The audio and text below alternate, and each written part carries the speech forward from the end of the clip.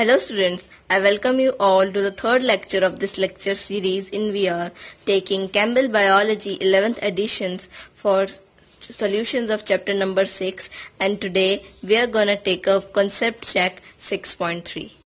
So the first question is now on the screens. तो इस question में हमसे ये पूछा गया है कि राइबोसोम्स का क्या रोल होता है जेनेटिक इंस्ट्रक्शंस को कैरी आउट करने में.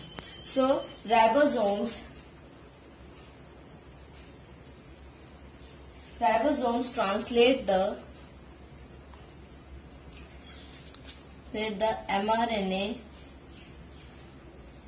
message into the primary structure of a specific protein. मतलब जैसे कि स्टूडेंट्स mRNA न्यूक्लियस के न्यूक्लियर पोर्ट से निकलता है और फिर राइबोसोम में जाता है जो कि पॉलीपेप्टाइड चेन में ट्रांसलेट हो जाता है.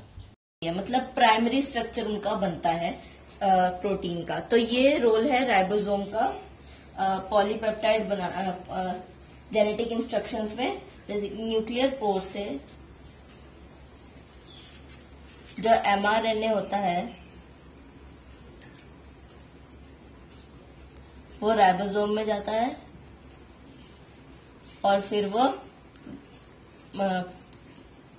पॉलीपेप्टाइड चेन बनाता है. मतलब ये जो जेनेटिक इंफॉर्मेशन थी वो पॉलीपेप्टाइड चेन में ट्रांसफर करने का काम राइबोसोम का होता है.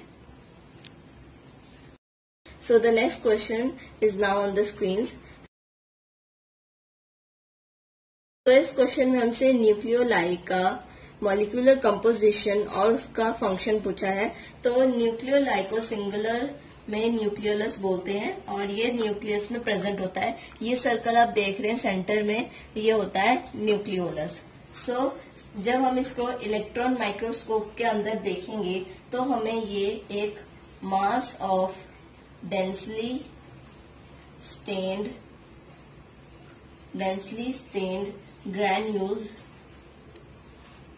granules and fibers adjoining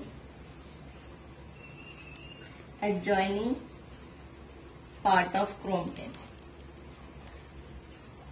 जब हम इसको इलेक्ट्रॉन माइक्रोस्कोप में देखेंगे तो हमें एक densely strained granules and fibres का मास दिखेगा जो क्रोमटेन के आसपास प्रेजेंट हो. जैसे कि ये अब देख रहे हैं ये क्रोमटेन और ये इसके यहाँ पे प्रेजेंट है न्यूक्लियोलस.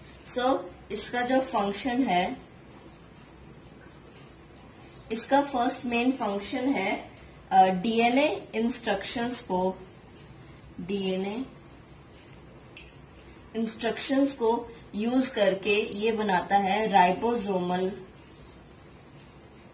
आरएनए, जिसको हम शॉर्ट फॉर्म में आरएनए भी लिखते हैं. ये डीएनए इंस्ट्रक्शंस को यूज करके राइबोसोमल आरएनए बनाता है. और इसका दूसरा फंक्शन है, ये सबसे पहले तो न्यूक्लियर पोर्स जो ये हैं यहां से प्रोटीन्स को इंपोर्ट करता है. मतलब साइटोप्लाज्म से प्रोटीन को लेता है. प्रोटीन्स इंपोर्टेड फ्रॉम साइटोप्लाज्म और फिर उन प्रोटीन्स को यूज करके और इस राइबोसोमल आरएनए, जो ये राइबोसोमल आरएनए है और जो बाहर से वो प्रोटीन्स लेके आया था, उसको यूज करके वो दो चीजें बनाता है. एक है लार्ज सब यूनिट एंड दूसरा है स्मॉल सब यूनिट. वो भी किस चीज की? राइबोसोम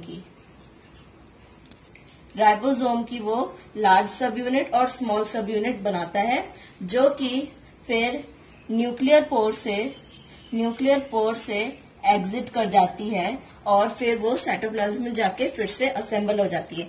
देख सकते हैं मैंने यहाँ पे डायग्राम में बताया हुआ है कि ये जो ऊपर वाला है ये लार्ज सब यूनिट है और नीचे वाला स्मॉल सब यूनिट. ये दोनों चीजें सेपरेटली प्रिपेयर की जाती हैं न्यूक्लियोलस में. ये था इसका function. Next question is now on the screens. इस क्वेश्चन में हमसे ये पूछा गया है कि डिवाइडिंग सेल जब एक सेल डिवाइड कर रहा होता है तो उसके जो क्रोमोसोम्स होते हैं वो थिकर एंड शॉर्टर क्यों हो जाते हैं, मतलब थिकर एंड शॉर्टर हो जाते हैं और वो इंडिविजुअली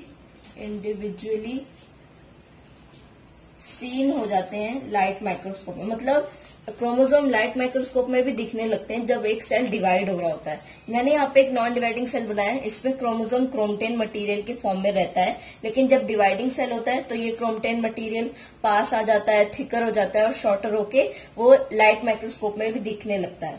सो क्वेश्चन में पूछा है कि मॉलिक्यूलर लेवल पे वहां पे क्या हो रहा होगा।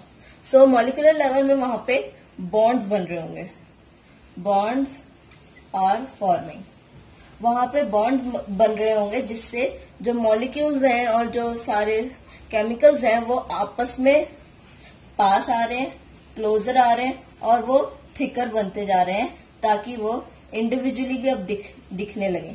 सो मतलब वहां पे मेन चीज बॉन्ड्स बन रही है जिसकी वजह से जो क्रोमोसोम्स हैं वो क्लोजर और थिकर और इंडिविजुअली दिखने लगते हैं। सो स्टूडेंट्स, ये था कॉन्सेप्ट चेक 6.3 और अगर आपको वीडियो पसंद आई है और एक्सप्लेनेशन अच्छी लगी है तो please like, share and subscribe and if you have any doubt let me know in the comment section below. और ऐसी वीडियोस अगर आपको और भी कोई वीडियोस चाहिए उसके लिए भी आप कमेंट सेक्शन में बता सकते हैं। Thanks for watching.